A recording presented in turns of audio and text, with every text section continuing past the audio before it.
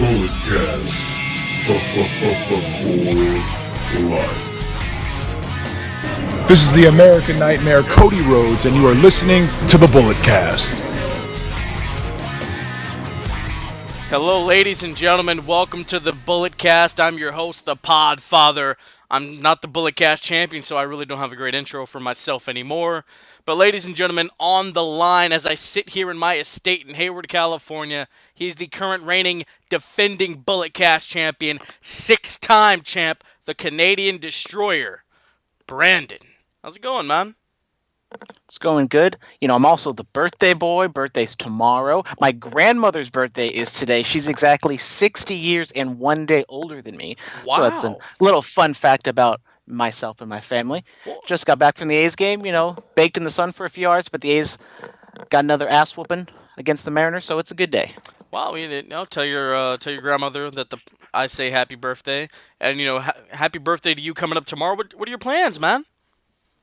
My plans, honestly, I'm probably going to do an Under the Radar episode tomorrow. A lot of wrestling went down this weekend. I was supposed to do it on either Monday or Tuesday, but there's just so much wrestling to catch up on. A lot of G1 action.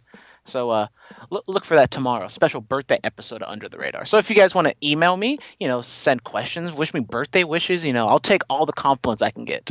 Yes. Please, you guys write into the BC, send him some. Didn't one guy send you something but you didn't respond? Was that it? Yeah, I did answer it eventually. I answered on this very podcast. I'm going to turn a quarter of a century old. I'm getting old.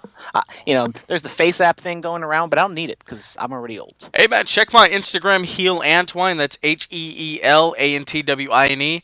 I did it, and yeah, it's it looks like something. Apparently, it's a Russian app, so they're going to infiltrate your phone and your photos, and they're going to spy on you for the rest of your life now. I mean, the government does that already, which I don't see. But if the Russian, but now you're going to have the Russian government listening on your conversations. I'm Canadian, so I don't think it matters. I'm the Canadian sympathizer on the show. Okay. Yeah, I mean, SummerSlam's going to be in Canada, so are you even going to watch the show? I mean, who wants to go to Canada for the summer? I mean, if you're gonna go to Canada, you don't go to Canada for the summer. You go to like Mexico. You go, south of the border. You don't go north of the border. I would love to go to Canada for the summer. That sounds amazing.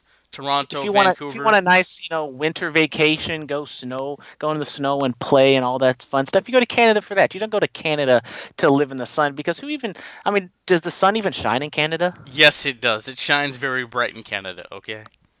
Okay, I'll take your word for it because you're Canadian, but I'm Canadian now. Yes, that's right. Shout out to Chris Van Vliet for making me an honorary Canadian. Speaking of wrestling interviews that we've done, I did TJP this past Monday. An hour and 20 minutes. We ran the gauntlet, ran the marathon. I really enjoyed the conversation with TJ. He's a really great guy. We got to chat a little bit after the show and interview was over. What'd you think of the interview, Brandon? You told me you listened to it. I actually did listen to it. Honestly, normally when I am not on the show, I won't listen to it because there's so much other content to consume out there, but I went out of my way to listen to the TJP interview. When he told me it was an hour and 20 minutes, I definitely had to go check it out. And, I mean, he seems like a chill dude. And I'm, I was kind of surprised that he gave you that kind of time of day to talk so much. Some stuff I knew, some stuff I didn't know. So definitely go out and check out the interview. Possibly, the best interview we've ever done because normally we maybe do some short ones at a show, but this was kind of a more in-depth, full-length podcast interview. Yeah, man. I mean, last year we did the Jeff Cobb interview. I think that was the only interview that we did. And then I was calculating them up. We've done about 8 interviews this year. TJP, Chris Van Vliet, the Yolo County Tag Champs. We got Will Hobbs, Marcus Lewis. So yeah, we've really been making rounds here in the interview realm. I dig it, man. Hopefully we got some more coming soon. Possibly. That's what I hear from the higher-ups. Yes, the higher-ups, of course. The higher-ups reached out to another talent today. I'll tell you about that off air, but let's hop right into it. Episode 129, Yowie Wowie, for reasons that we will get into once we discuss Monday Night Raw. But first off, outside of the ring, there's some controversy in the wrestling realm regarding Roman Reigns winning an ESPY award in the WWE section of the ESPYs. So, the categories were Roman returning from leukemia and beating cancer, Kofi Kingston becoming the first black WWE champion, Ronda Rousey winning her first wrestling world title, and then Becky Lynch winning the main event of WrestleMania, and of course Roman won. And there were people who really thought Kofi should have won, and I understand that 100%. But there are these things that you have to understand. Kofi Kingston was scripted to win the WWE Championship, and Roman Reigns beat leukemia. He beat leukemia again. So I don't see what the real uppour and outrage is over this. Brandon, what are your thoughts? When the nominees were announced, I pretty much thought that Roman Reigns was going to win. I mean, as you said, it's a real life thing. There's kind of no way that he wouldn't win. I mean, when we did our Bulletcast Awards, we kind of, didn't really want to include the Roman Reigns leukemia announcement because we just kind of felt like it's just unfair and it's just kind of a different type of promo and everything. So, I mean, I feel like, maybe it is rigged, maybe it isn't, who exactly knows, because WWE and ESPN have kind of had a working relationship over these past few years. But when they made the announcement, I pretty much knew that Roman Reigns thing was going to win. Yeah, I mean the ESPYs even now, because I listen to Cheap Heat with Peter Rosenberg because he works for ESPN, and yeah, he made a great point. The ESPYs have really gotten emotional over the last couple of years, like with the people who are doing amazing things in the fitness world who have lost limbs or have no limbs at all. Like you saw that if you watch the ESPYs, you saw that one gentleman in the wheelchair didn't have any arms or legs, but he gave a great speech. So it's really gotten really emotional over the last few years, and I feel like that's what's really influenced people's voting. But I mean, come on, Kofi scripted to win the WWE title. Roman Reigns legit beat leukemia. Come on, guys. I don't think it's that big of a deal. I think if anything, it's just a PR stunt from WWE to give it to Roman Reigns. Just another way to what? Make Roman look good. I threw it on the script because I thought that was interesting to me. All right, Mickie James, she had knee surgery. Nick Aldis tweeted out that it was a successful surgery, and then that she'll get back to the people as soon as she can. So hopefully Mickie makes a speedy recovery. Been a fan of hers for well over a decade. I've enjoyed her run in all the different incarnations of Mickie James that we've seen. Hopefully she gets back, and honestly, I've been ready for it since she had that match with Asuka in NXT. I'm ready for Mickie James' title run, one last ride. Wishing Mickie James a speedy recovery. Obviously, she's probably not going to be back for the rest of the year, probably early 2020 at the earliest.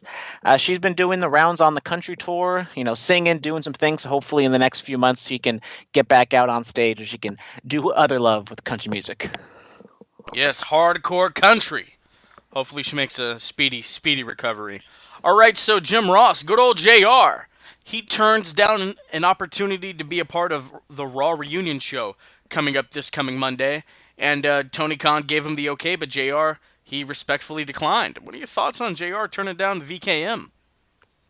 It is interesting that Jim Ross himself turned it down. I think, maybe it's just kind of in JR's nature. He didn't want to, attract unwanted attention to himself because he would be the lone AEW guy.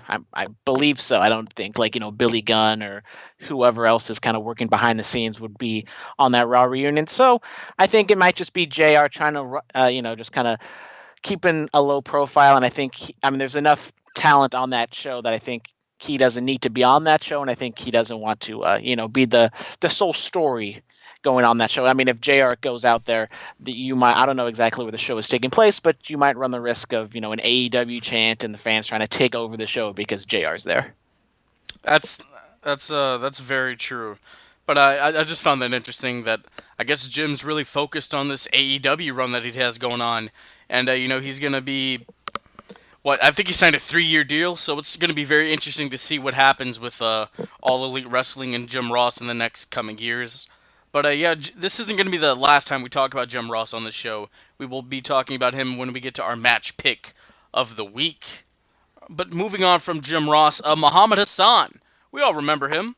He was supposedly going to become the next World Heavyweight Champion, but then those devastating attacks happened in 2005, and his character was too similar to the people who were a part of those attacks, so his run really just got shot down to the ground, and he's been making a hell of a living on the convention circuit, still running with that gimmick, but now he's a middle school principal.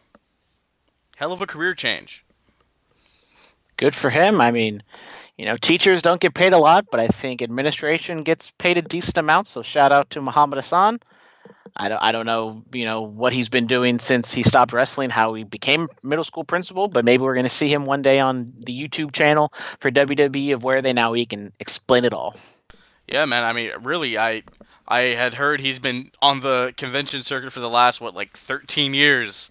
Former WWE superstar Muhammad Hassan, like that's what he's really been doing. But besides being an educator, so congrats to him. Uh, it would have been interesting to see how his career would have turned out if they had pulled the trigger and made him the world heavyweight champion. But I guess Jinder Mahal is a poor man's Muhammad Hassan. Yeah, I mean, shout out. Wrestling isn't everything, and if you can find a career outside of wrestling, good for you. Absolutely. All right, so Melissa Santos and Brian Cage getting married this past weekend. Yeah, a lot of people were there. I know I saw Joey Ryan was there and a lot of other wrestlers. What are your thoughts on Santos and Cage tying the knot? I thought they'd already done it, by the way. Congratulations to them. I'm going to be honest. I have no idea who Melissa Santos is. Brian Cage, a big proponent of the Impact Renaissance, you might say. Impact's been having some good shows lately. They put on Slammiversary and the Tessa Blanchard, what's his face? Sami Callihan. Sami Callihan match. That was good stuff. So shout out Brian Cage and Impact. They're doing some good things over there. Dude, Melissa Santos, she was the ring announcer for Lucha Underground when it first started kicking off. Now she's a backstage correspondent for Impact Wrestling. Followed her career for a couple years now. Yeah. I liked her in Lucha Underground. Big fan. She was nice. She was nice. Yeah, Brian Cage actually walked past me at an indie show. That is a very large man. It is unreal. He is thick with 7 C's. Yeah, it's crazy. All right, so Jeffrey Nero Hardy was arrested from apparently being drunk in public. Jeff's had substance abuse issues for years. He's gotten clean a couple times, but what's going on, man? What's going on with Jeff? I don't know. I mean, I heard that he was kind of getting clean and he was on the straight and narrow, but then this just kind of came out of nowhere. He's on his, rehab assignment. I mean, sorry, no pun intended, but, his injury, getting better with that. And then it just kind of came out. I mean, it's sad, addiction's a real thing. And, some of it's drugs, some of it's alcohol. But, it's just kind of a sad thing. I don't exactly know what happened to elicit this arrest, but hopefully, Jeff gets better. He doesn't hurt anybody in the process of, whatever it is that's going on with him, and hopefully he gets better. Yeah. In that feud he had with Samoa Joe told us that Jeff would slip again, and well, look what we got here. Yeah. All right, well, moving on from that, straight up Steve Austin. It's Steve Austin's new show that's going to be on the USA Network, which is part of the reason why Steve's coming back for the Raw reunion to promote this. It's just basically being in the life of Steve Austin, drinking beers, driving ATVs, raising hell, dropping stunners probably, yeah. Yeah, I saw the commercial on Raw this past week. It looks like an interesting show. Some big names, just kind of stone cold. I think it's similar to, the Jerry Seinfeld, David Letterman type shows on Netflix where it's just, 2 celebrities just hanging out, talking shop. And, it should be a fun little show. Hopefully it is successful enough and it's interesting enough that maybe we get the second season. Just like Miz and Mrs. Oh, of course. When's that coming back? I got to hear those recaps, man. I think Miz and Mrs. is coming back in the fall. It's, I see those commercials. It's almost here. I know it's only 30 minutes, but you do such a great recap. I don't even need to watch it. Exactly. I go through the agony of watching those shows, Total Divas, Total Bellas, Miz and Mrs., everything. So y'all don't got to watch it. Hey, there you go. Because it's very important in the storyline. Because, sometimes what happens on Total Divas and whatever leaks, that's easy to say, back onto the WWE programming. Absolutely, And he does a great recap of NXT. I think, isn't Adam Cole defending the title tonight? They say it's Adam Cole's first ever title defense of the NXT Championship, but we all know that's a lie because he defended it on the Evolve show that we will talk about in just a little bit. Yeah, in the next segment. All right, but last up on Outside of the Ring, Kevin Owens hated being Universal Champion. I don't blame him. That title means nothing and it looks atrocious. But seriously, no. He was on the Linz Garcia podcast, Chasing Glory. Go listen to it a couple weeks ago. And yeah, he just talked about his discomfort of being Universal Champion, all the pressures he felt. And that's an interesting statement to hold such a prominent title in WWE and to hate having it. That's interesting to me. Yeah, I mean, the Universal title at that point, he was kind of the first real guy to hold it, and then he ends up just losing it to Goldberg. I don't know if he knew that that was the plan the entire time, but if he knew that, I can see why he didn't really like being Universal Champion, because he didn't really have a meaningful title run, and then in the end, he just loses it to a part-timer who eventually loses it to another part-timer. Dude, I told you, man, that title is so cursed. I mean, I can go through the history of why it's cursed, but maybe I'll do that on another show or episode. But we're gonna move on here outside of the ring. Brandon, have you finally watched the Evolve show?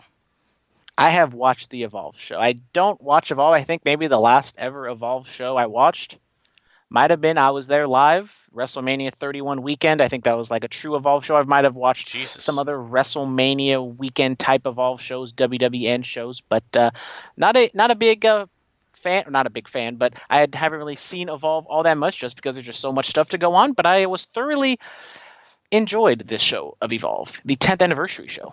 Yes, I've seen a couple things here and there from Evolve. Especially go check out the wrestlers. A little documentary thing going on Viceland. The first episode involves Darby Allin, and it's heavily involved with Evolve. Yes, pun intended. But yeah, it was a great episode, and you really get the behind the scenes to know what's going on with Evolve. But yeah, I enjoyed the show overall. Adam Cole and Tozawa thought they did a nice job. Johnny Gargano, Jesus, he sends the crowd home happy. But Adam Theory, Jesus, man. Or Austin Theory, I'm sorry. The kid's 21. 21. That's younger than MJF, Velveteen Dream. I think it's the same age as Jungle Boy. Like, this next crop of talent that's our age, Brandon, and even a little bit younger than us is fascinating. Yeah, I really enjoyed that match. I feel like this match probably should have been the main event, but I understand why the NXT title match main evented, just because it's WWE's network. It's the quote-unquote more prestigious title. But I thought this was a very good match with him taking on JD.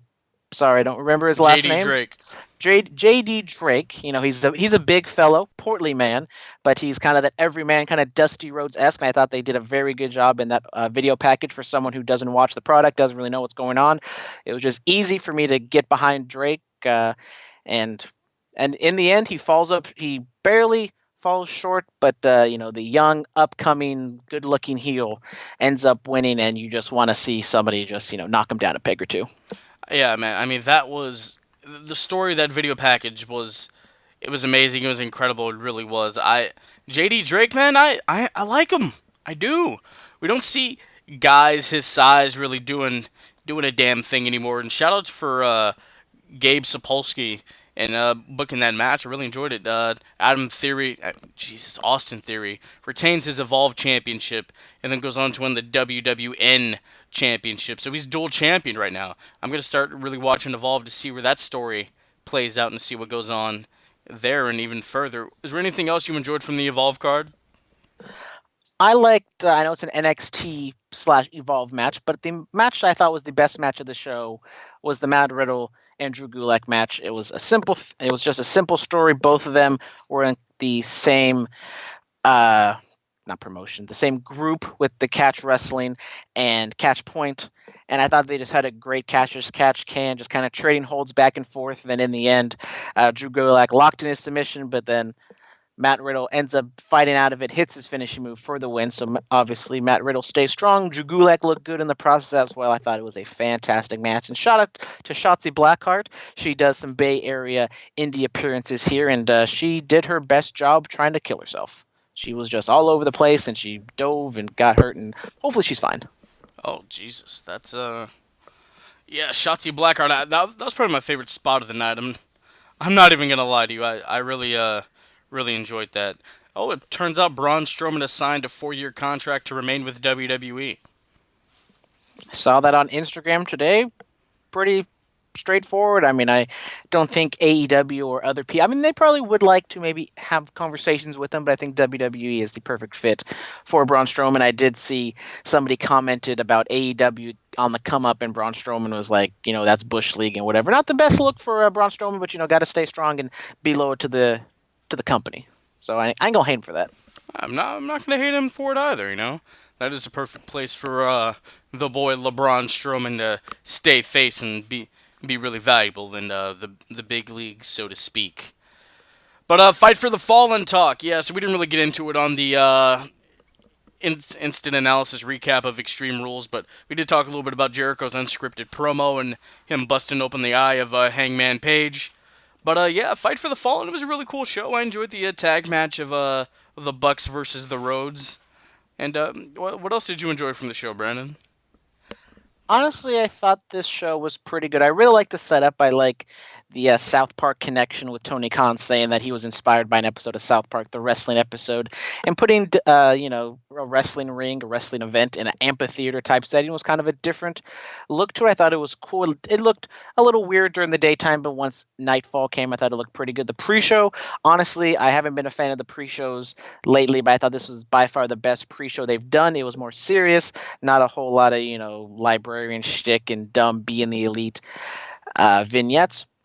I thought most of the matches were pretty good. I think my favorite match, is the Kenny Omega Shima match. Maybe a little bit too many meteors for my liking. The show itself ran really too long. I think you could have cut out some matches. I think the Adam Page Kip Sabian match could have cut off 10 minutes there. I didn't really think Adam Page looked all that good in that match. He needed almost 20 minutes to beat Kip Sabian, and I know Kip Sabian was on the Double or Nothing pre-show, but I think Adam Page just run right through him, especially with him facing Chris Jericho for that AEW championship. You said you enjoyed the Young Bucks Rhodes match. I'll be honest, I didn't like it. I thought it was long, it was boring, and I felt like they were just going long for the sake of going long. I was holding out hope that it was going to pick up at the very end, and it never did. Pretty much once the 30-minute call came, they went home, and I was like, okay, I thought that match was way too long. It wasn't all that exciting, and then the ending with the check and everything was fine. I don't like how Brandy Rhodes was a heel early on in the show with Awesome Kong, and then she comes out later as a face. It's not a good look. I thought her gimmick was, riffing on the whole Stephanie McMahon gimmick, but as of right now, Brandy Rhodes is Stephanie McMahon in AEW, being a heel and being the heel wrestler, but then being the babyface, corporate lady. Yeah, I mean, I did feel that about Brandy as well, but I mean, I feel like Brandy can really bounce back from that if it's just a one-time thing. No, but the whole Rhodes and Young Bucks match, the reason why I liked it so much because we're so used to seeing the Bucks really pick it up into that next gear and really doing a lot of spots. For them to kind of slow it down, we don't see that from the Bucks a lot, and that's what I enjoyed. I'm a fan of high-paced, high-octane offense, but I'm not a fan of it all the time. I like to slow it down a little bit, just really evoke emotion, which the Rhodes are damn good at. I mean, their father, one of the greatest storytellers of all time. So that's why I really enjoyed that. And then moving on with the look of the show, my mother didn't let me watch South Park as a kid for obvious reasons, if you've ever seen it. But that wrestling episode that the set and design of the show was based off of, the only South Park episode I've ever seen in full. And Tony Khan for doing that, bravo. But if you want to learn about if AEW is going to run shows that long or anything like that, I push him to the moon. Chris Van Vliet, check out his YouTube channel. The press scrub interviews after the show. He gets Tony Khan and Brandy and Cody and Dustin.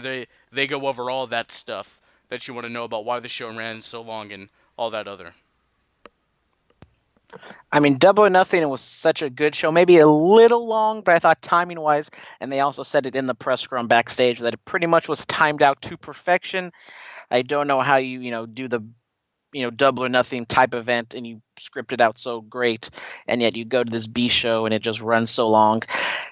I agree with you with the whole Young Bucks Rhodes match that I liked how it was slower, but I just didn't think it needed to go that long, that slow I mean, you could have chopped off 10 minutes, and I think it could have been a better match, especially with the show being so long and the crowd being so tired. They were up for it in the beginning, and then they just went on and on for 30 minutes, and the crowd didn't really come up for the finish. Yeah, I mean, sometimes time does hurt matches, whether the time is not enough or if it goes too long. But yeah, I mean, they're still in their infancy. There's stuff that they're gonna be working on constantly, especially when the live TV happens in October on TNT. So it's gonna be very interesting to see. But yeah, I mean, All Out Chicago. Hopefully they do something different, and hopefully we're in attendance for it. If we get that okay from Starcast. Possibly. I'm holding out hope. It's only their third show. They're gonna get better as time goes on. But if we're in the same spot a year from now and the same things are going on, I'm gonna be a little weary about where this company is going. Yeah, absolutely. I think we all will. All right, this day in wrestling, unfortunately, Bruiser Brody died in 1988. If you haven't seen the Viceland Dark Side of the Ring series, I highly recommend you go watch that. The Bruiser Brody episode is probably the best episode of the series. I mean, they really go in depth about what happened with Brody, and they get to see the family. Man, I think what was his name, Frank Gosh, or I don't want to butcher his last name, but you really get to see the family side of Bruiser Brody. But yeah, unfortunately, he was killed in Puerto Rico, and it's really just a fascinating tale. But Bruiser Brody, an incredible performer. People were legit scared of him, like they were scared ishless about the presence of Bruiser Brody and what he brought to the table, and he was just absolutely adored in Japan. And yeah, R.I.P. Bruiser, gone far, far, far too soon. I agree with you. The whole Viceland documentary, the story itself, very interesting. We all question what could have happened with Bruiser Brody, possibly a main event run in the States for WWF, WCW. Who knows what Bruiser Brody would have done? Maybe he had a rep of being a little hard to deal with in terms of bookings and having him lose, so maybe he wouldn't have just jobbed out to Hogan like that. Maybe he would if he was at the tail end of his career and really wanted that last big payday. Just a lot of questions, a lot of what-ifs with Bruiser Brody because he was such a great talent. Yes, absolutely. Like I said, Bruiser Brody, R.I.P. All right, Bash at the Beach 1994. This was the Hulkster's debut. I think he defeated Ric Flair here. And, this was the beginning of the WCW run. Brandon, what are your overall thoughts about the WCW run of the immortal Hulk Hogan? Well, I mean, it's tale of ups and downs. Those first few years from 94 to 96, the whole, just basically the WWF version in WCW of Hulk Hogan. It was okay, kind of ran its course because Hulk Hogan was kind of John Cena, circa 2010, 2012, where people were just kind of over it and they want to see something different. They were just kind of booing him. Obviously, the NWO run was fantastic. Generated a lot of money, one of the greatest heel factions of all time, sold a whole bunch of merchandise for however it was, 2-3 years. And then once you get to like 98, 99 to the end of WCW, it's a little treacherous. So, there's a good the NWO version of Hulk Hogan was really good, but then at the end and the beginning it had its negatives as well. Yeah, the WCW run of Hogan is all very interesting. Goldberg beating him for free on TV, and Hogan turning heel for not the first time in his life, but turning heel in 96 was all very interesting. Moving on from that, there was a Smackdown on this day in 2001. You have Kane, Tajiri, and The Undertaker defeating Taz and the Dudley Boys. Yeah. Okay. Yeah. Sounds like a fantastic Smackdown. Oh, of course. And then you also have in 2007 a Smackdown where the Great Khali wins a Battle Royal and becomes World Heavyweight Champion. Historic. So grateful that it happened so close to my birthday. Yeah. But probably the best thing I've ever seen in wrestling in my career of watching whatever. Don't know why I said that. But yeah, Money in the Bank 2011. It was a good show. You got Randy Orton and Christian, and that really heated rivalry that I really enjoyed from them. Probably the best work of those two guys' careers. But CM Punk defeats John Cena, wins the WWE Championship in Chicago. The fire burned that night. CM Punk gets straight into a car, heads back to his spot, and throws the WWE Championship in the refrigerator. It's become something that anybody with the championship, whether it be guys like us podcasting it, or analysts of wrestling, or wrestlers themselves, a couple people do take a picture of their championship in the refrigerator. Brandon, Money in the Bank 2011. Give me your thoughts, buddy. Fantastic show. I think it was one of the few 5-star matches that Dave Meltzer ever gave a WWE match for the first time since I don't know how long, since like WrestleMania 17 or something like that. But this was me getting back into wrestling. I highly regret not ordering this show because one of the better shows of that era and of all time, with one of the greatest matches of all time. I try to go back and watch this match every so often. It still gives me chills. I mean, I just sometimes go on YouTube and just watch the entrance of CM Punk on this show, and it is just fantastic, just of how visceral that crowd reaction was to him. Yeah. I do watch this match about once a year, because I still feel the same way as when I saw it for the first time. It's still incredible to me. But ladies and gentlemen, if you've never seen this match, order the WWE Network for $9.99 a month. First month is free for new subscribers. Is that check going to come in the mail? I hope so. Vince, if you hear me, you know what to do. All right, Lacey Von Erich, she is the daughter of the late, great Texas Tornado. Carrie Von Erich, she is 32 years old today. Lacey Von Erich, she was one of the beautiful people. Shout out Lacey Von Erich. Yeah, absolutely. Mike Knox. Oh no, sorry, not after Mike Knox. We'll get to him. But Mojo Rawley, he's 33 years old today. He's still looking at himself in the mirror. And Mike Knox, we all remember him. He was the jealous boyfriend of Kelly Kelly during the Extreme Expose era of the not WCW, the WWE version of ECW. And then, of course, he became Nux and was in the Aces and Eights in TNA during that 2013 era of that faction. He's 41 today. Happy birthday to those guys. Don't know what Mojo Rawley's doing. He was looking himself in the mirror. Then he got the David Bowie face paint going. He did. And we haven't seen him since. We have not seen him since. We have not. All right, we got fan mail, ladies and gentlemen. Let's just hop right into it. Hootie Who 420. Hootie Who, my boy. Feast your eyes on the Fiend, Bray. Oh, no, sorry. Feast your eyes on the Fiend, Bebe.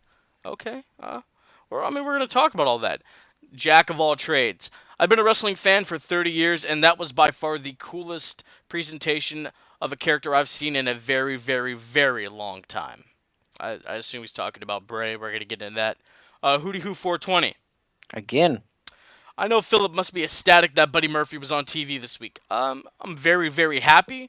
I'll be ecstatic when he starts having matches on TV. And then last up, we got Copenhagen slid into the DMs, right? At the last second. At the last second. Sliding right under the tag. Right under the tag. All right, let me go here. See what we got. I sent one yesterday. Wow, I don't think I've seen this. Phillips Run as a Canadian is the equivalent of Swagger as world champ. I don't know. Is that a good thing or a bad thing? I don't know. He didn't even spell world right. It's weird. Like WIRLD. Learn how to spell, you jackwagon. Whoa. Copenhagen, I appreciate you. Yeah. All right, and then he sent this a while ago, or like 40 minutes ago. Hope I'm not too late, but when are you guys going to record in the studio again?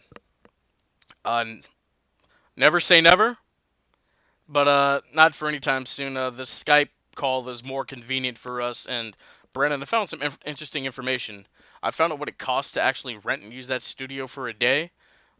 Man, we were lucky we're students, man, because we would not be able to afford that. Hit it with me. Hit it. How much was it to just record in that studio? Even though we didn't really need that studio because we just kind of pointed a camera. We could have done that with an iPhone.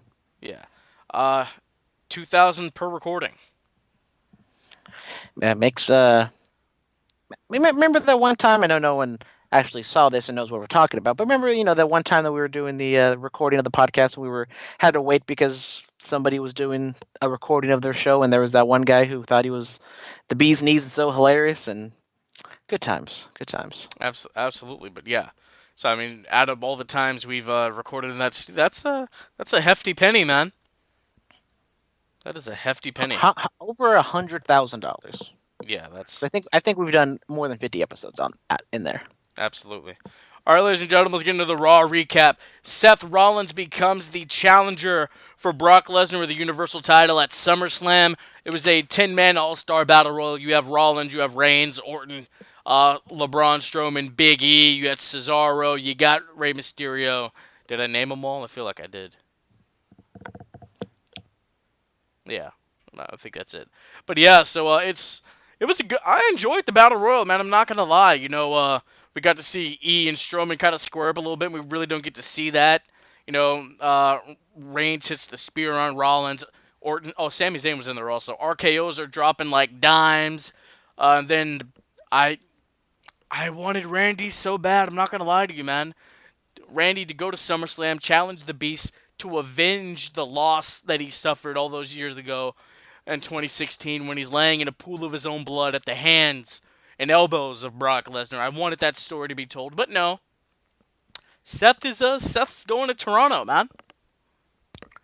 I'm not a big fan of determining a world heavyweight championship contender in a battle royal just because that's what the Royal Rumble is, man. Yeah, yes, I know. I mean, I give an exception for the Royal Rumble just because how over it is, but I mean, I think it's kind of lazily done. Just you guys throw people in there, and I also had some issues with who actually was in there because, like, why is Cesaro in there and not Aleister Black? Because Aleister Black beat Cesaro, and why is Sami Zayn in there? We haven't seen him in forever, and some other things as well. But I feel like you could have done a better way of having, Seth Rollins challenge for the championship.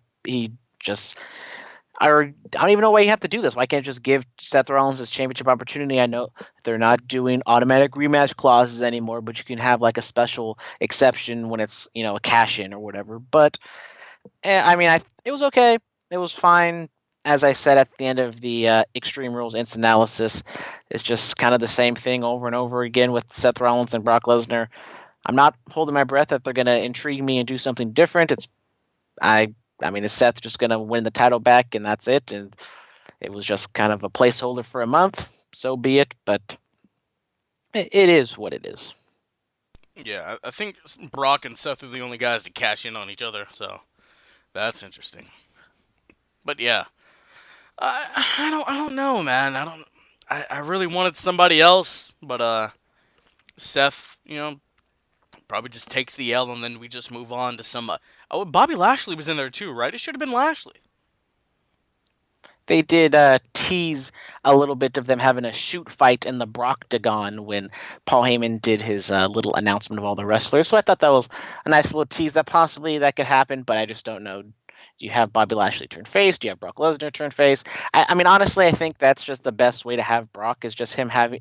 I wish Brock was just a baby face who just comes in every once in a while and just beats up people like Bobby Lashley and have those big house fights with some of the big dudes and smirming heels like Andrade or whoever. But no, they just wasted him away and making people hate him because he doesn't show up all the time. And that's how I would book Brock. That's not how Vince is booking Brock, even though he's paying him a bunch of money to do these things. But who knows what this Brock Lesnar thing is how long it's gonna go for. I'm hoping it's not too long, or at least they change something up. But as I said, I'm not holding my breath out for that. Yeah. I don't know. We shall see. I'm a fan of Brock. I don't mind him being the Universal Champion because really I don't even care about the title. But it's something to behold. It really is. I was very negative, but I will say one positive. I did like Seth's little promo at the end of the Battle Royal. I thought he delivered some good fire on that one. Yeah, no, he did. Sounded like a man possessed, which is all you can really ask for, I guess. All right, so Samoa Joe defeats Finn Balor. Then Finn, he comes out the gates hot after his loss. Sling blades, shotgun drop kick, coup de grace. Finn looks over AF, and then oh my God, the Fiend is here. Bray Wyatt got out of the Firefly Funhouse, hits a Sister Abigail on Finn Balor. That looked cool. That looked badass. The presentation was amazing. What are your thoughts on the Fiend reigning terror over WWE? I thought it was interesting. I thought it was fun.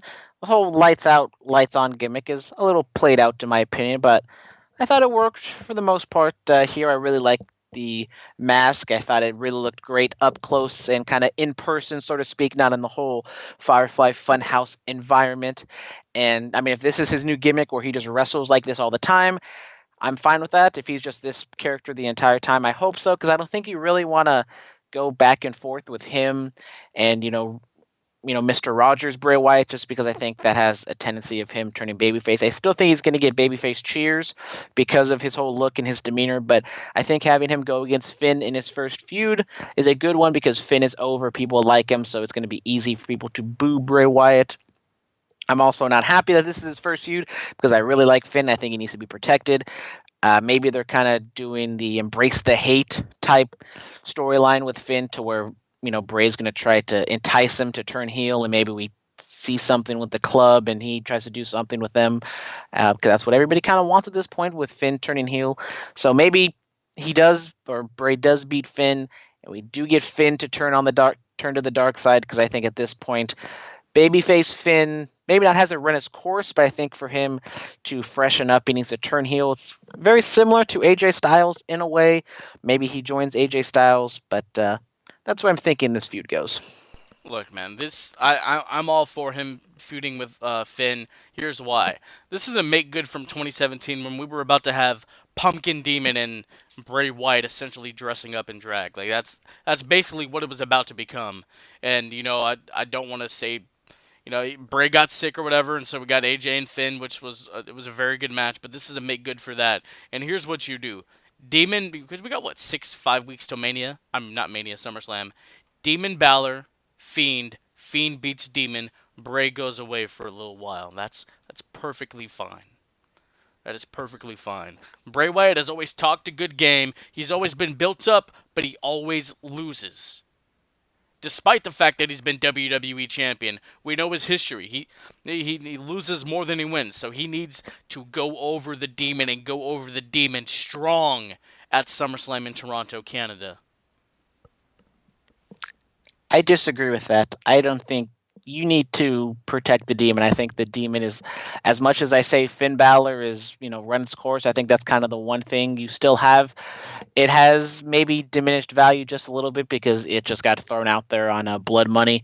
But, I think that's kind of where they're going with Demon versus Fiend. So, and if it comes down to it, when push comes to shove, I think I would pick the Demon just because I still think there's more to Finn Balor than Bray Wyatt. It's a cool gimmick with Bray, but I just still think Finn has a higher upside, heel or babyface. And if you're going to beat the Demon, I think it needs to mean more than, I hate to say it, than Bray Wyatt beating him in this, kind of gimmick feud. I guess we can agree to disagree. If you save that Demon loss for, I don't know, Kevin Owens or some babyface on the come up, and he gets like super hot, and Finn is the number one babyface. I don't want you just to save it out, just not beat him forever and then it just never comes. But I think you need to be particular, and Finn has been protected for the Demon sake for so long. Yes, he lost in NXT, but I just don't see the Fiend and Bray Wyatt's gimmick. Just because we've kind of seen it for so long. He has a cool character. He gets kind of an initial push, and then he just kind of, it's almost like Cesaro. He gets a little bit of a push, but then he just falls down to the mid-card, and I just think Finn Balor is better than Bray Wyatt, to be honest. Look, man, this gimmick is cooler than the Hawaiian-wearing, cult-leading, dread-wearing Bray Wyatt that we've seen. He's slimmed down. He looks good. I'm sure he's going to be great in the ring. He's going to move around a little quicker, be a little bit more vicious. I'm in for the Fiend, man. I dig it. I'm all for it. I think if you just have, I don't know what the whole storyline's going to be. So you could just have the Fiend. I'm okay with the Fiend beating human Finn. When we go Demon Finn, that's when I know it's kind of stupid, but that's when I have a little bit of an issue with it, just because I think that's an ace in the pocket that you got to save for later. Well, who's the babyface if it's Demon versus Fiend? Because I've said it on this pod numerous times, demons aren't babyfaces. I think they're going to portray Finn as the babyface, but with it being in Toronto and it being a smarter crowd, with being Bizarro World, shout out to Jerry Lawler, I think the Demon's going to be the babyface in booking, but I think the Fiend is probably going to be the babyface to the crowd just because he's so new. And that might be the first match we see of him. Maybe we're going to get a squash match here and there, but I think you save the Fiend's initial debut match for SummerSlam. That's a possibility. I'm all for it. All right, Ricochet and the Usos, they defeat Robert Roode and the Revival in 2 out of 3 falls match.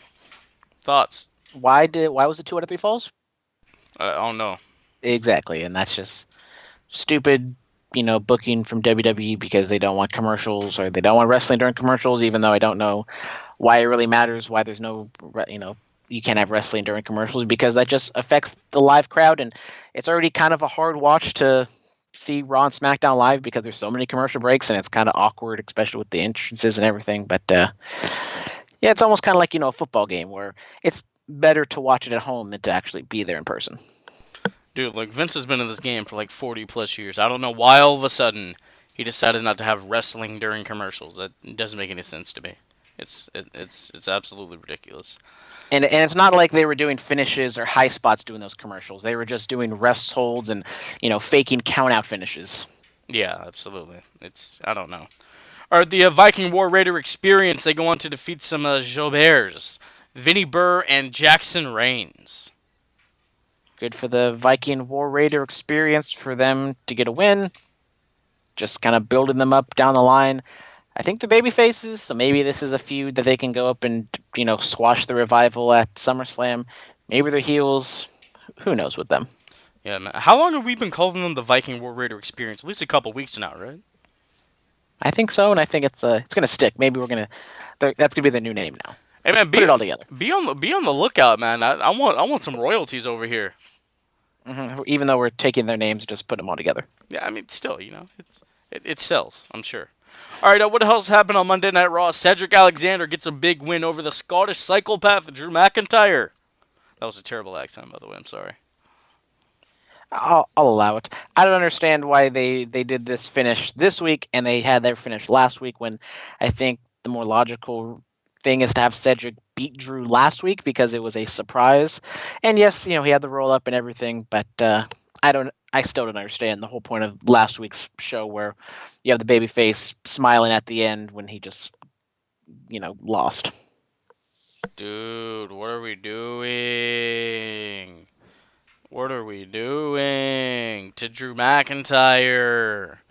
This guy needs some real wins. They built him up so well, going up against Roman at Stomping Grounds, and why? Why?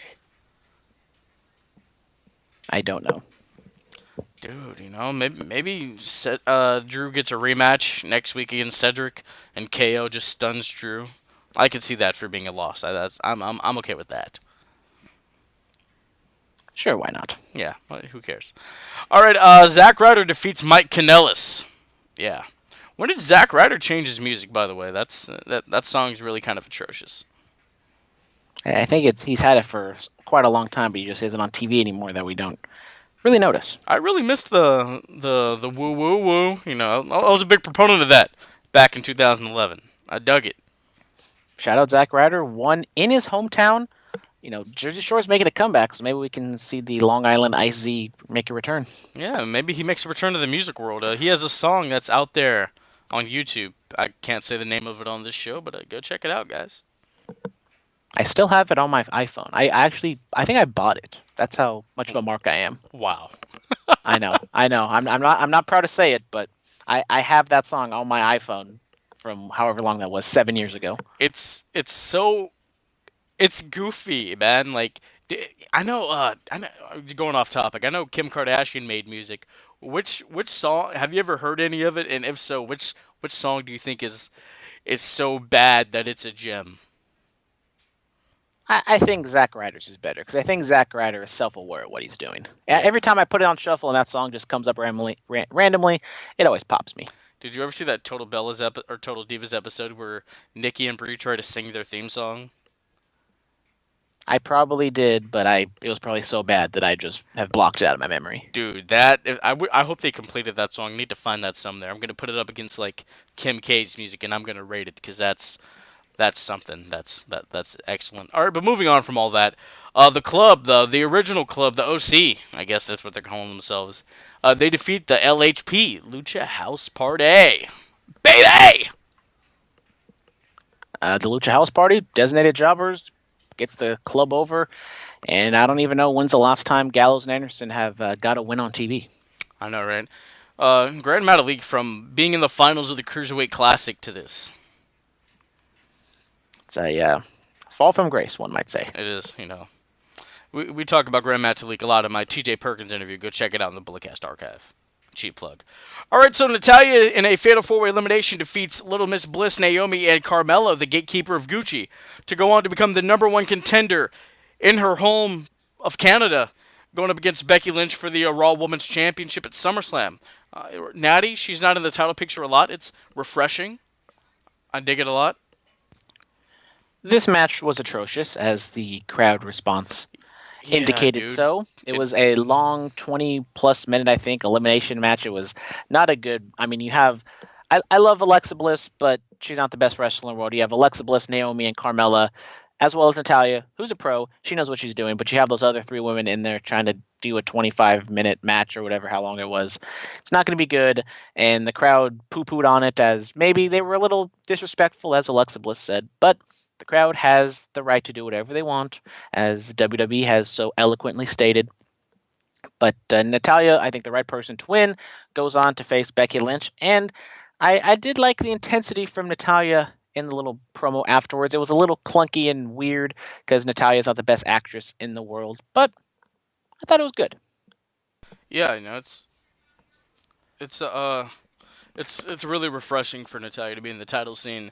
Does she beat Becky? Honestly, don't know. Who beats Becky? That's the real question. I heard somewhere on the internet that Ronda Rousey might be coming back sooner rather than later. So maybe we get that Ronda Becky match at Survivor Series. Who knows? I don't know. I don't know. But I mean, Becky is gonna lose it eventually. I think Ronda is the probably best person to beat her, just because I think she has the most credibility, and nobody else on the roster is. I mean, Shayna Baszler is out there in NXT. I think she should and could be the one to dethrone Becky, just because nobody else on that roster, no heel, I think, poses any real threat to Becky. Any real threat. I don't know, man. I think wherever Sasha is hiding, I think she was at Smackdown, because if you go on her Instagram story, she's recording from in the crowd, so she's apparently still in good graces with the company. Bring her back, man. I mean, I'm all for Sasha Banks returning. She wants to be heel, babyface, Raw, SmackDown. I really don't care. I think she's a fantastic talent. I think you should look past all the backstage antics that take place, because I think she's worth it. Yeah. Dolph Ziggler requested to be on Miz TV. What are your thoughts on this? I mean, it was a segment. It was there to fill time. It looks as though we're getting a Dolph Ziggler-Miz feud. Maybe not the best feud in the world. It kind of feels 2012 to me. But now the roles are reversed. I think the Miz should go over, just because I think the Miz as a babyface might have a little bit more steam than Dolph Ziggler as a heel at this point, because Dolph just loses everything. But since he does lose everything, if the Miz beats him, I don't think it really helps the Miz all that much. Yeah. Nick, I hope you heard me last week, buddy. There's a revolution going on outside of those walls. Just saying. All right, and lastly, the 24/7 championship. Drake Maverick checks in the hotel with his wife. What's her name? What's her name? I don't know. Wow. I think it's Renee something, right? I don't know, but she's like a performance center wrestler or something. Yeah, I found out she was a wrestler. I found out that this week. She a very beautiful woman. Anyway, they check into a hotel and they're gonna consummate their marriage, and they order room service, and it's a referee, and Drake's like, "I recognize you," and then R-Truth's hiding underneath the thing. Goes for the roll-up, and he kicks out. Thank God I got tired of a roll-up winning this championship. Then he cross-bodies him on the bed, hooks the legs real tight, and beats him, and R-Truth is like a 10-time 24/7 champion, dude. What? Congratulations to R-Truth, but if he really wanted to secure the victory quicker, he should have utilized the small package. Dude, what are your thoughts on Truth just keeps racking up these wins like that so quickly, man? I mean, It's not a big deal to me. I think the R-Truth gimmick right now is still over. I think there's still life to it. Still holding out hope that the 24/7 7-Eleven European Worcester, Massachusetts Championship What? makes it to because they're in Demandy's. They're there for Demandy's Donuts. That's why I had Worcester on my mind. Oh, And shout out to Worcester, and hopefully it makes its way to the Broken Hardy universe or whoever they do, because I really don't see what they do with this going forward. I did enjoy the Drake Maverick going to the concierge, and it was just some dude with a laptop like on a kitchen counter or something. that's funny. I'm looking up the Hardcore Championship. Guess who has the most reigns? I'm gonna go Crash Holly. Raven, 27. Well, it's gonna be a task for whoever has to write the 24/7 championship page or pages on the next incarnation of the WWE Encyclopedia.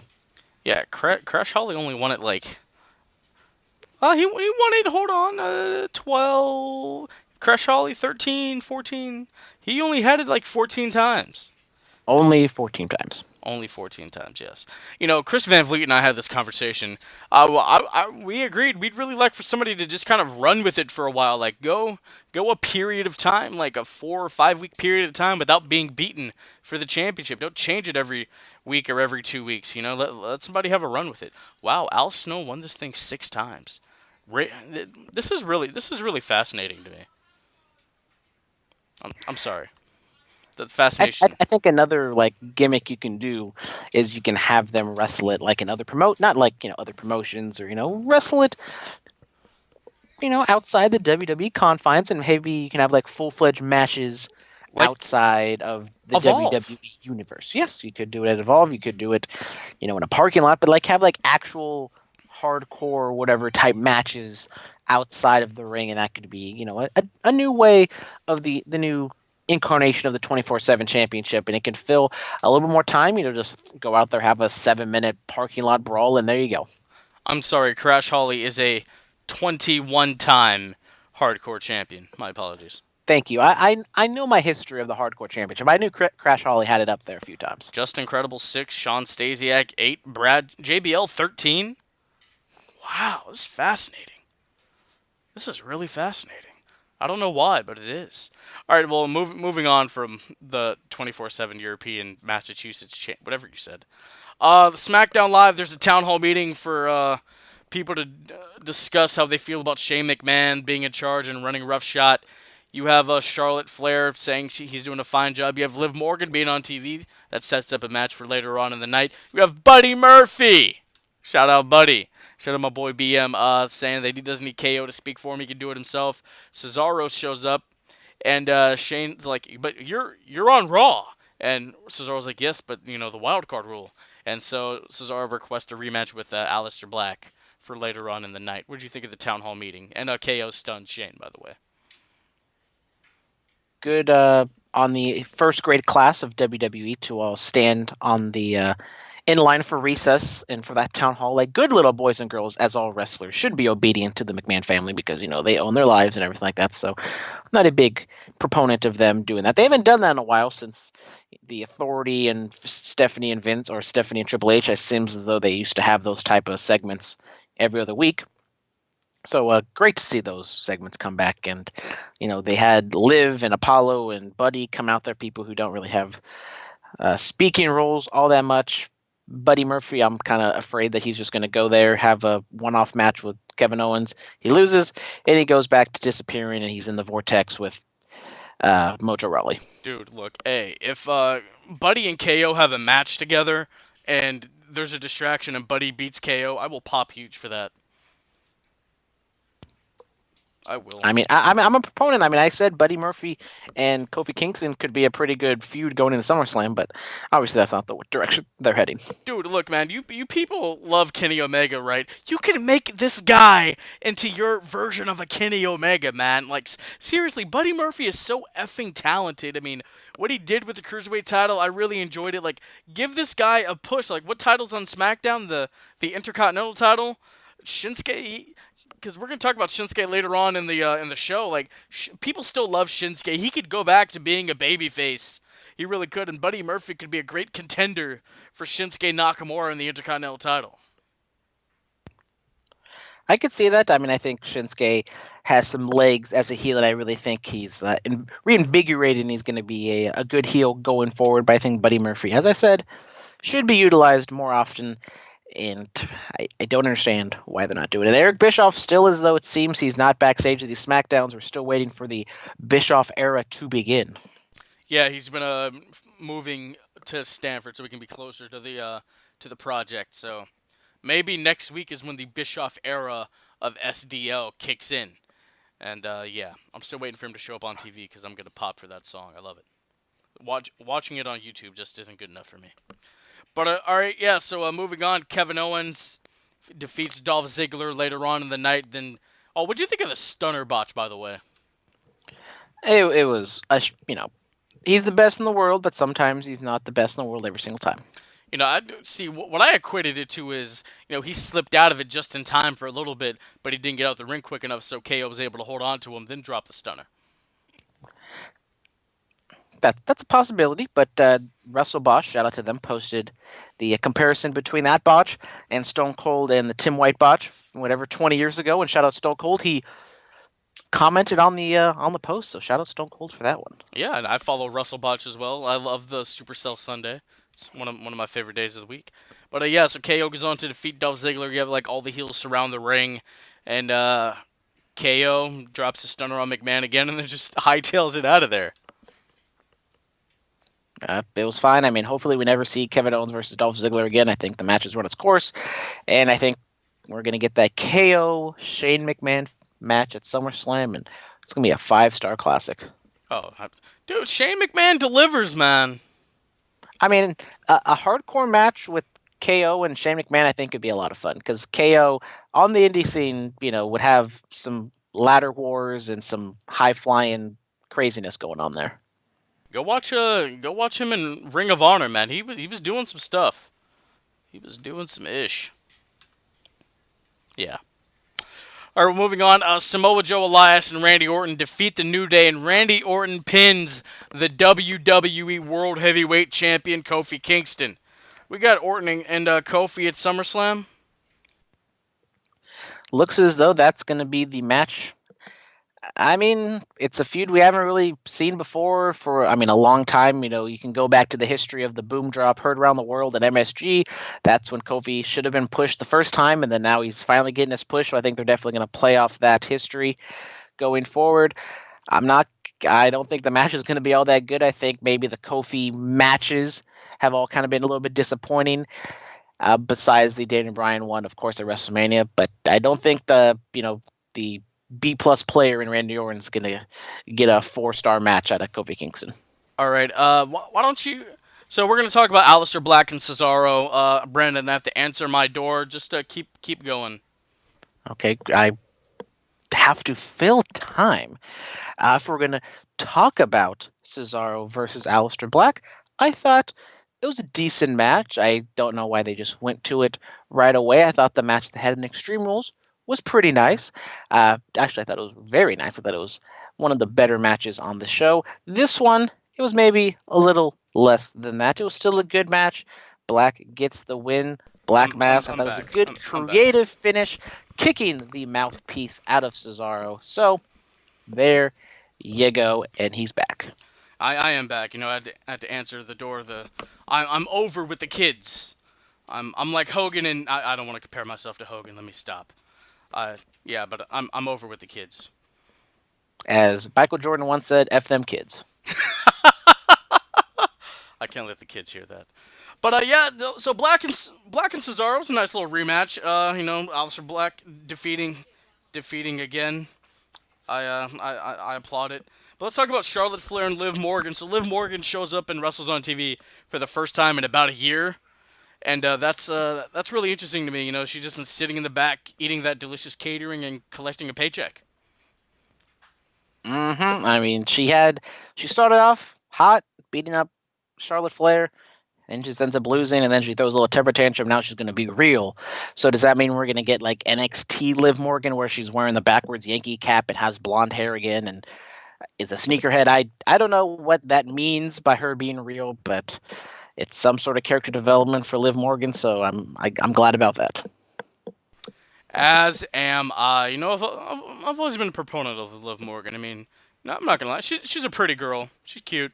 She can be a nice baby face. Kind of like what Kelly was in the beginning of her run. Not the extreme expose, but when she actually started getting in the ring and wrestling. You know, she could something like that could happen, and I could be a big proponent of it. In NXT, Carmella and Liv Morgan are practically the same gimmick. I think you can still have, if that is going to be what her gimmick is going to be to what it was in NXT, I think you can still have that if Liv Morgan is going to be babyface. I agree with you. She's undersized. I think she can be a good babyface, kind of be the quirky, likable girl, or she can be, the crazy girl who's, she can be like the Nikki Cross on SmackDown. I don't know if I could see her being a Nikki Cross at Jace. I mean, not like that, but Riot Squad, Liv Morgan, but just without the pink hair and the blue tongue. Yeah, I prefer she go back to what's up with blondes just dyeing their hair pink like Lana's done it. Like what's up with that? It's the new thing, but it all started with Eva Marie with that beautiful red hair. Dude, shout out to Eva Marie. I've said this. I've thought about it over the last few months, man. Like, if she had stuck around, because I enjoyed the entrance with the guy saying she's ravishing and all that other stuff, I feel like she could have got pretty decent. How we crapped on the Bellas when they first started wrestling, but Nikki got good at the end. I feel like Eva Marie could have been the equivalent of that, so to speak. It only took Nikki 10 years to get good, so we'd still be in year 4 or 5 or 6 of Eva Marie, so we'd still have a few years to go before she got to the Nikki Bella level. I mean, I think 2014 is when Nikki really started hitting her groove, and that was 5 years ago, and she debuted in 2008. So do the math there. I feel like that could have been something. Eva Marie was pretty bad in the ring. I mean, she wasn't bad to look at. Yeah, but if she's dropping girls in the necks, that I don't care how beautiful you are. That's also very true. It all comes with practice. All right, Ember Moon and Bayley. It's Bayley, the hometown hero. They go on to defeat Mandy Rose and Sonya Deville. Go check out Demandy's Donuts. Great little YouTube series they got going on. But yeah, the Eclipse, it looks absolutely amazing. I feel like Ember's going to really hurt herself doing that move because she's landing on her butt from that high in the air. And so after the match happens, Bayley says she wants a challenger, and she offers Ember Moon a shot, so I guess it's Moon versus Bayley at SummerSlam for the SmackDown Live Women's Championship. I'm incredibly happy that Ember Moon is going to be getting a title shot. I'm going to have to do a Black Power ranking shouting her out coming up here in a few days. But yeah, what are your thoughts on the overall match, and then Bayley choosing Ember Moon to be her opponent at a SummerSlam in Toronto, Canada? I don't know why they had Bayley as the mystery opponent. She came out, it didn't really get that much fanfare, so you could have just announced them as being a team together.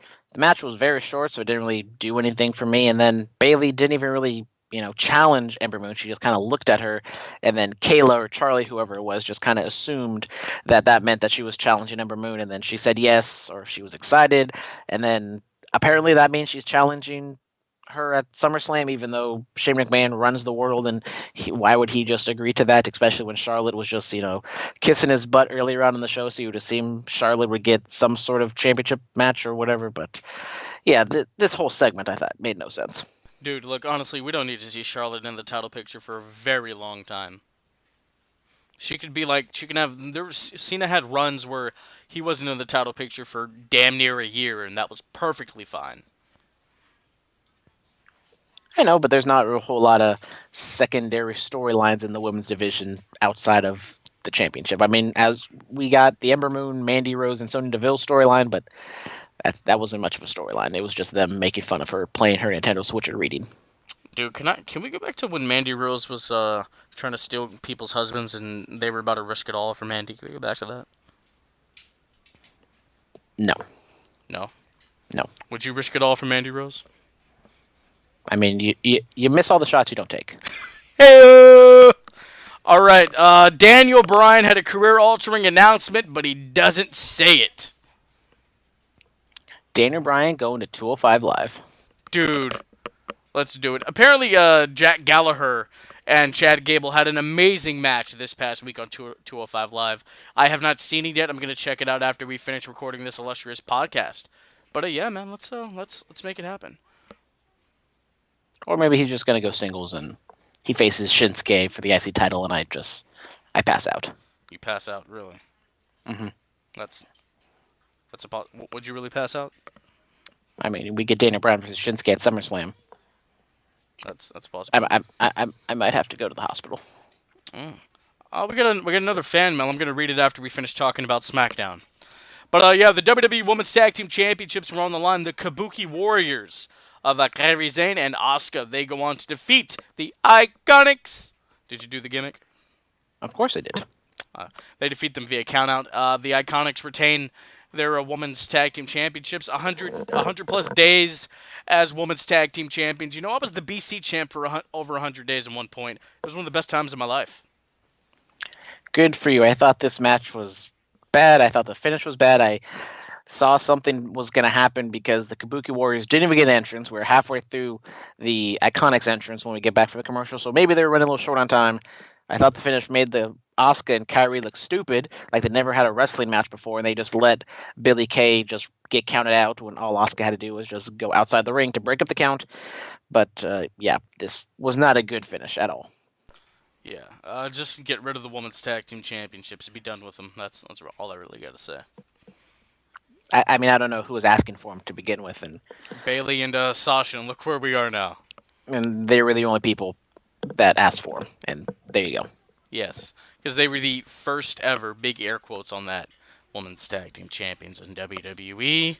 All right, lastly up when we talk about SmackDown Live, Apollo Crews defeats Andrade Cien Almas.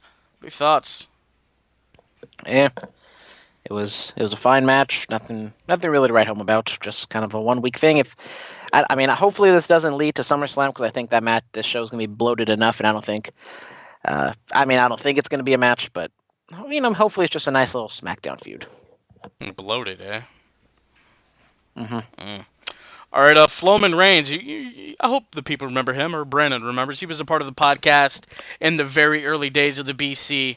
He hits us up with. He hit me up personally, so I had to read this very carefully. Yeah, what do you think are some ways WWE could start gaining more interest from their fans again? Good booking.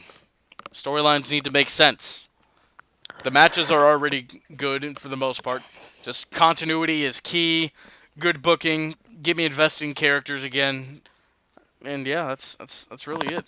Stop doing deals with Saudi Arabia. That's really all I could say. I do agree with you with Saudi Arabia. I think maybe the business practices of WWE have turned people off to watching the product. But I think the number one thing is what they need to do is just create stars. I think WWE doesn't create stars like they used to. The whole circus is in town vibe is kind of how I feel. It's like, oh, WWE is in town. It's not, oh my God, Roman Reigns is here, Seth Rollins is here, Braun Strowman. It's WWE's here. We're going to have, watch the wrestling for a little bit. But if you go with the current crop on WWE, I really don't know who you can make a certified star. I think there's people down in NXT who haven't been devalued. Like Matt, I absolutely love Matt Riddle. I think Matt Riddle could be, the star of the next 10 years. And, he's cool, he's young, he has the UFC background. He's in with the potheads and everything. He hits all the demographics. He hits all the demographics. Yeah. I guess. Speaking of Saudi Arabia, did you Stat Guy Greg from the Cheap Heat podcast was talking about how the Khans have done deals with Saudi Arabia, and then they got a letter from AEW and from one of the lawyers of the Khans, and they basically said the Khans bought a hotel from not a person who wasn't a Saudi Arabian affiliate, which they got a little backlash for that. So the people on the podcast got backlash because they falsely did something, or I'm confused. Peter Rosenberg and Stat Guy they got a little backlash from AEW because they got their information wrong. Don't get your information wrong, kids. Always confirm with multiple sources before you just blurt something out. Yeah, absolutely. All right, Superstar Spotlight. I got to give it to Bray Wyatt. Got to give it to The Fiend. It was cool. It was something exciting. I'm ready for it. Brandon and I disagree a little bit about where the story should go for the Fiend and Bray Wyatt. I'm not the Fiend and the Demon or Finn Balor moving forward. I'm going to go off the beaten path once again, non-WWE related. I will go with my star thus far in the G1 Climax. I'm going to go with Tomohiro Ishii. Haven't seen today's G1 Climax yet, but his match with Jeff Cobb, his other match, I'm forgetting about who it was. It was just absolutely fantastic. Definitely go and check out Tomohiro Ishii in all of the G1 Climax matches. For the most part, you can skip the Bad Luck Fallen matches, but all the other matches are pretty damn good. Tomohiro Ishii? This might be the first time he's ever been a superstar spotlight, but dag nabbit, he is a great wrestler. Dude, when I used to work at Safeway, I worked with a guy. He looked exactly like Ishii. It was uncanny. That's how much he looked like him. Yeah. But was it Ishii? No, it wasn't. I mean, he had a deep voice. He had like a Morgan Freeman kind of deep voice. Like, "Hey, how's it going?" I was like, "What the?" Don't pick a fight with him because he beat you up. Dude, he was about to hit me with a dragon suplex. I wasn't gonna mess with him. I wasn't. Are you sure that wasn't Ishii? Dude, you never know, bro. That visa may have run out or something. I don't know. Had to find work. But let's talk about the promo pick of the week. Brandon, take it away. So I'm going to go with maybe someone I don't think we've ever talked about on this podcast. We're going to go with a Bugsy McGraw interview from 1983 where he challenges King Kong Bundy to a match. Babyface Bugsy McGraw. Very great, very entertaining. You can see him influencing Bray Wyatt a little bit here. I think Dusty Rhodes might have recommended Bray Wyatt look up some Bugsy McGraw. You can definitely see some of that in Bray Wyatt. Maybe not the character now, but definitely the early incarnation. Very, eccentric promo here. Just type in Bugsy McGraw interview. I think it's like maybe the second one. It has like a NWA backdrop or whatever. He's wearing a funny hat. He's going all over the place. It's, raw, uncensored, unedited or whatever. And he messes up a few times, but it makes it more real. Yeah, he's from the Bay Area too. I found that very interesting. Yeah, he had a Dusty element to me because he started talking about the tactile work with the BB. Started talking about stuff like that, and I enjoyed the promo. I was entertained. I laughed out loud for a little bit of it. I was like, this is great. I enjoy stuff like that, man. I really really do. Great job for picking that out, by the way, man. I try to pick out the hidden gems. Hey, that's perfectly fine. That's what we do here, man. And it all just came out of one podcast I was listening to, and they just name dropped Bugsy McGraw out of nowhere. I was like, you know what? That's the person I'm gonna do the promo pick on. There you go. And so my match pick of the week is Shinsuke Nakamura versus Kota Ibushi for the IWGP Intercontinental Championship, WrestleMania 9, January 4th, 2015. January 4th is the birthday of the Podfather, I might add. So, 2015, wasn't watching the show. I was chilling somewhere. I think I was chilling in Dallas, Texas at the time of my birthday when this happened. But yeah, man, I enjoyed it. And this just goes to show, like, Nakamura, there was a Freddie Mercury, Michael Jackson presence about this guy. And then when he got in the ring, he was a total badass. He kicked butt and took names and all that other stuff. And Kota Ibushi debuted in 2009, so for him to be that good at 2015, and he's hitting the 10-year mark now in his career, it just really goes to show what the Japanese style is capable of bringing. It was great commentary. Had Jim Ross and Matt Striker. Matt Striker, very underrated on commentary, I feel like, for his times in WWE on Smackdown and his time in Lucha Underground. And I really enjoyed it, and I popped for every time Jim Ross mispronounced Shinsuke Nakamura. I've talked about this show and this match multiple times on the podcast. This was, I think, the first big U.S. show that New Japan, showed in the United States with this being on U.S. pay-per-view. I watched it. I think I might have watched it live, or maybe a little bit on delay, but this match was absolutely fantastic. A lot of people like this match over the Okada-Tanahashi match, but I thought that match was a little bit better just because I thought it had the storyline element of it, but this is more kind of the in a bubble, maybe better match if you're not listening to the story, because it's just a lot of high flying, a lot of just hard hits, and a very good match. And as you said, I kind of fell in love with Shinsuke because this was the first time ever really seeing or kind of hearing about him. And he comes out in like his red leather outfit. He came in with a big old crown, just doing his dance. And as much as everyone loves his WWE theme song, I think I might love his New Japan theme song a little bit more. I think I'm a bigger fan of the WWE theme. I'm not gonna lie to you. And then also, I think the Kinshasa is a better name for the knee strike than the Bombaye. It's just my personal opinion. I highly disagree because I think it's Bomaye because Bomaye means kill, and it's the Bomaye knee strike. So what does Kinshasa mean? Kinshasa, because Shinsuke Nakamura is a huge Muhammad Ali fan. In the Rumble in the Jungle, they were chanting Ali Bomaye, and the country, I don't exactly remember what country it was exactly in, but the city was Kinshasa. Really? So a little history for you. I do my research on the podcast. Okay. I believe you, man. I believe you. And Kota Ibushi facing Will Ospreay in the G1. Will Ospreay having a neck issue, but he's able to come back. Hopefully, that match is going to be insane, as the Wrestle Kingdom match they had this year was absolutely insane. And Kota Ibushi looks up to Nakamura, calls him one of his gods, and sometimes he imitates Nakamura in some of his matches by hitting a Bomaye of himself. Yeah, there you go. There you go. Ali Marathon Bomaye. Marathon episode of the podcast today. Dude, we're getting better. We feel like a real podcast, man. You know, those other podcasts that go about like an hour 30. We're hitting that tail mark. But ladies and gentlemen, follow us on Twitter at Bulletcast, Instagram The Bulletcast, YouTube channel The Bulletcast. Email us bulletcast2 as the number 2 sweet swet@gmail.com.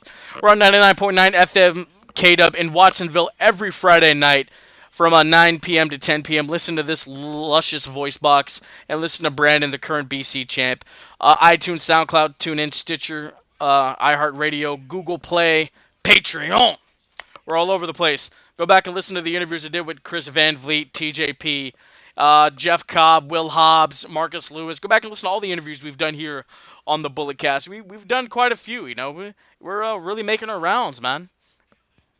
Yeah, make sure to check out tomorrow, my Under the Radar episode. If you'd like to email a question about New Japan, NXT, Fight for the Fallen, maybe I'll go over the Evolve and Fight for the Fallen show a little bit more in detail, but a lot of wrestling going on these last few weeks. Email me at utrmailbag@gmail.com. That's UTR, the letters, and then mailbag, MAILBAG, @gmail.com. Yes, all right, ladies and gentlemen, thank you for listening to the BC.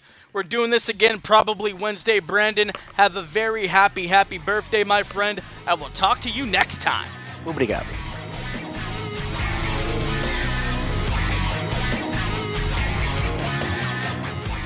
This has been the Bulletcast. Thank you for listening.